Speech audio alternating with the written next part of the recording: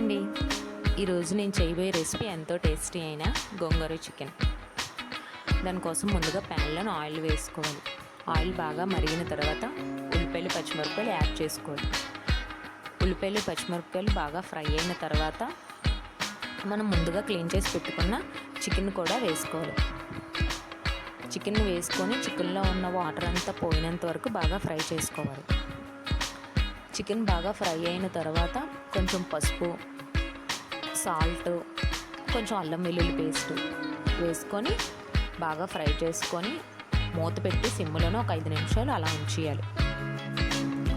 ఆ తర్వాత 5 నిమిషాల తర్వాత చికెన్ కొంచెం మెత్తగా ఉడికిపోయిన తర్వాత టమాటోస్ను యాడ్ చేసుకోవాలి. టమాటోస్ యాడ్ చేసుకుంటే టమాటోస్ ముందుగా యాడ్ చేసుకుంటే చికెన్ మెత్తగా ఉడకదు. చికెన్ ఒక 5 మినిట్స్ బాగా ఉడకబెట్టుకున్న తర్వాత టమాటోస్ వేసుకుంటే చికెన్ బాగా మెత్తగా ఉడుకుతుంది. ఆ తర్వాత టమాటోస్ని యాడ్ చేసుకున్న తర్వాత సిమ్లోనే మూత పెట్టి ఒక 5 నిమిషాలు అలా ఉంచేయాలి.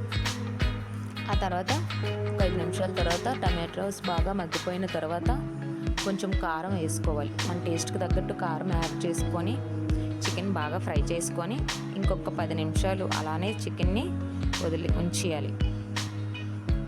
10 నిమిషాల తర్వాత మూత తీసేసి చికెన్ అప్పుడు బాగా కలుపుకొని మనం ముందుగా ఉడకబెట్టుకున్న గోంగూరను కూడా మెత్తగా పేస్ట్లా చేసుకొని ఆ ఉడికిపోయిన గోంగూర పేస్ట్ని కూడా ఈ చికెన్ కర్రీలో యాడ్ చేసుకోవాలి.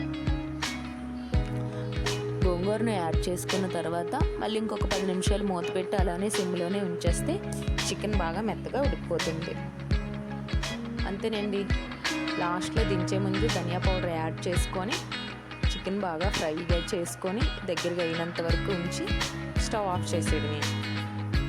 అంతేనండి, ఎంతో టేస్టీ అయిన గోంగూర చికెన్ రెడీ. నా వీడియో కనుక నచ్చితే please like and subscribe, share. Okay friends, thank you, bye bye.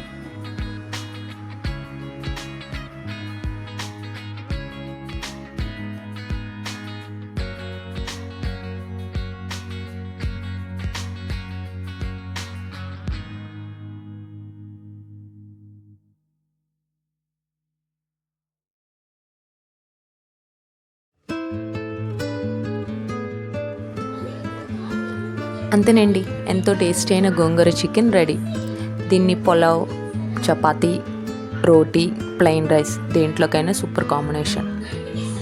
ఇంకా మీకు మంచి మరిన్ని వీడియోస్ కావాలి అనుకుంటే నా ఛానల్ని సబ్స్క్రైబ్ చేసుకోండి.